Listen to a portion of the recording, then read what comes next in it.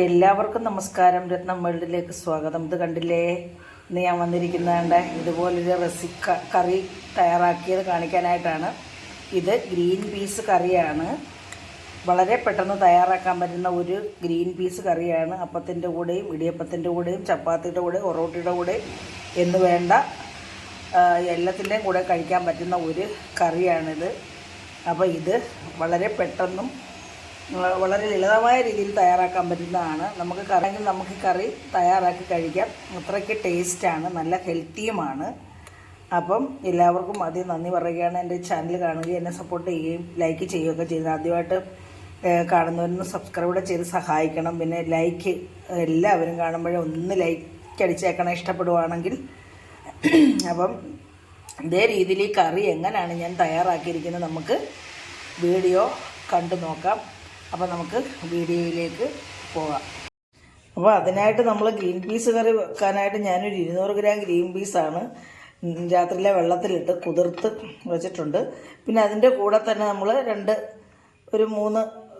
4 ബീൻസും ഒരു ചെറിയ ക്യാരറ്റും ഒരു ചെറിയ കിഴങ്ങ് പൊട്ടറ്റോ, ഒനിയൻ, സവാള, ഒരു തക്കാളി, പിന്നെ ഒരു 4 പച്ചമുളക് എടുത്തിട്ടുണ്ട്. പച്ചമുളക് നമുക്ക് എരിവിന് ആവശ്യത്തിന് ചേർത്താൽ മതി. നമ്മൾ അധികം എരിവ് ചേർക്കാതാണല്ലോ ഈ ഗ്രീൻ പീസ് കറിയൊക്കെ തയ്യാറാക്കുന്നത്. കുട്ടികളൊക്കെ കഴിക്കാൻ വേണ്ടി, കുട്ടികൾക്കൊക്കെ ഈ കറികളൊക്കെ കഴിക്കാൻ ഭയങ്കര പ്രയാസമാണ്. അപ്പോൾ അവരുടെ ടേസ്റ്റിനനുസരിച്ച് നമുക്ക് കുറച്ച് പച്ചക്കറിയും കൂടെ ചേർത്ത് നല്ല രീതിയിൽ ഇത് കറി വെക്കുക. അതിനായിട്ട് നമ്മളിതിനെ ഇത് കട്ട് ചെയ്തുകൊണ്ട് വരാം. നമ്മുടെ വെജിറ്റബിളൊക്കെ അതുകൊണ്ട് ഇതേ രീതിയിൽ കട്ട് ചെയ്ത് കൊണ്ടുവന്നിട്ടുണ്ടേ. നമ്മൾ മെയിനായിട്ടും ഗ്രീൻ പീസ് കറിയാണ്. അതിൻ്റെ കൂടെ സൈഡായിട്ട് കുറച്ച് വെജിറ്റബിൾ കൂടെ ചേർക്കുകയാണ്. കുഞ്ഞുങ്ങളൊക്കെ കഴിക്കാൻ വേണ്ടിയാണേ. അപ്പോൾ നമുക്ക് നമ്മുടെ ആരോഗ്യത്തിനൊക്കെ നല്ലതാണല്ലോ വെജിറ്റബിൾ. അപ്പോൾ ഈ ഗ്രീൻ പീസ് എന്ന് പറയുമ്പോൾ നമ്മുടെ ഹൃദയാരോഗ്യത്തിനൊക്കെ ഏറ്റവും ബെസ്റ്റായിട്ടുള്ളൊരു വെജിറ്റബിളാണല്ലോ. അപ്പോൾ നമ്മളിത് വേവിക്കാൻ പോവാണ്, കുക്കറിലിട്ട് വേവിക്കാൻ പോവാണ്. അപ്പോൾ അതിനെയൊക്കെ ഞാൻ കുക്കറിലേക്ക് ഇത് മാറ്റുവാണ്. എല്ലാം പച്ചക്കറി എല്ലാം മാറ്റി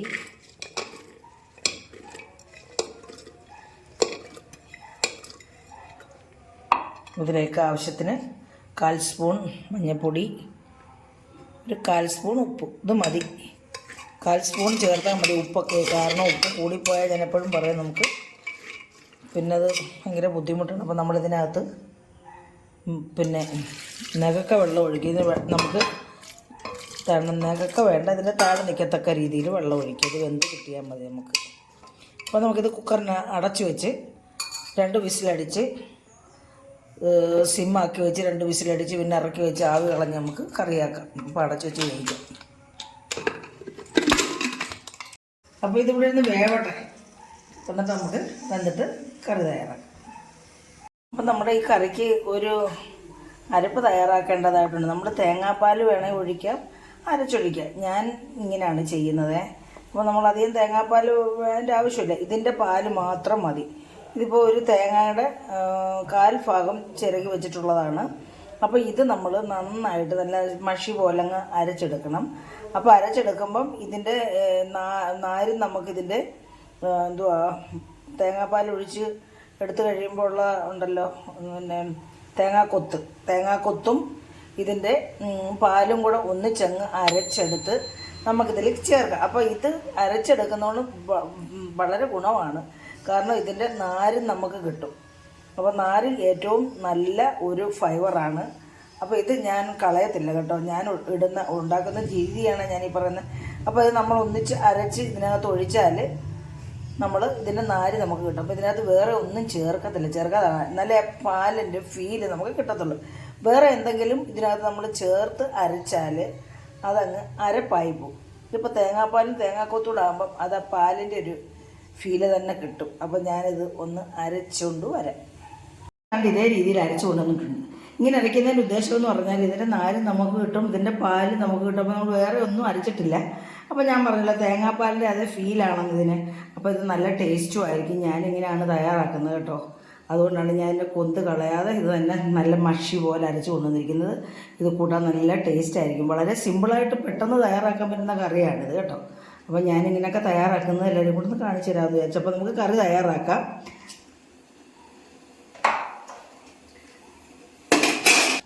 നമ്മുടെ ഗ്രീൻ പീസുകൾ ഇതേ രീതിയിൽ വെന്ത് കിട്ടിയിട്ടുണ്ട് കേട്ടോ. നന്നായിട്ട് വെന്തിട്ടുണ്ട്.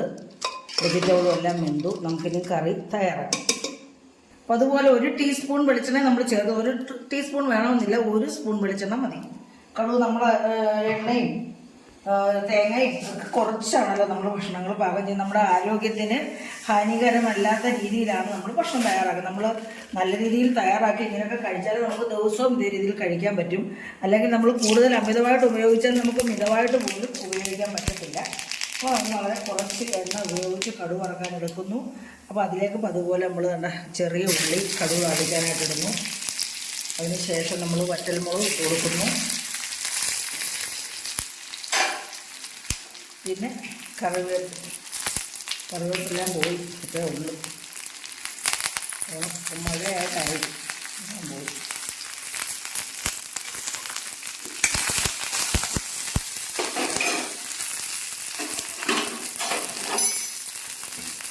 ഇതിലേക്ക് മസാലപ്പൊടിയായിട്ട് ചേർക്കുന്നത് പെരിഞ്ജീരക പൊടിയാണ്. നമ്മൾക്ക് അധികം പിന്നെ സ്പൈസിയൊന്നും ഇഷ്ടമല്ല. നമുക്ക് വേണമെങ്കിൽ ഗരം മസാല ചേർത്ത് കൊടുക്കാം. ഞാനൊരു പിഞ്ചേ ചേർക്കുന്നുള്ളൂ. നമ്മുടെ ഇഷ്ടത്തിന് ചേർക്കാം കേട്ടോ. നമുക്ക് ആർക്കും ഇതിൻ്റെ ടേസ്റ്റ് ഒന്നും വലുതായിട്ട് അങ്ങോട്ട് ഇഷ്ടമല്ല. പിന്നെ നമ്മൾ ചേർക്കുന്നത് നല്ലൊരു 1/4 സ്പൂൺ കുരുമുളക് പൊടിയാണ്. കുരുമുളക് പൊടി ഏത് ഭക്ഷണത്തിനും നല്ല ടേസ്റ്റ് കൂട്ടുന്ന ഒരു സ്പൈസിയാണല്ലോ. അപ്പോൾ നമ്മൾ ഇതിലേക്ക് ഇനിയും നമ്മുടെ വെജിറ്റബിൾ ചേർത്ത് വേണം.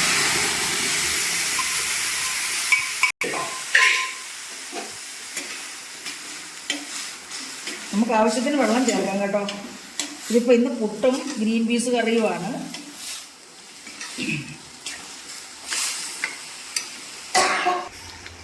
അപ്പം നമുക്ക് ആവശ്യത്തിന് വെള്ളം ചേർക്കാം. പക്ഷേ ഇനി നമ്മൾ വേണ്ട ആവശ്യത്തിന് വെള്ളം ചേർത്ത് വേണമെങ്കിൽ തിളച്ച വെള്ളം നമുക്ക് ഒഴിച്ചു കൊടുക്കാം.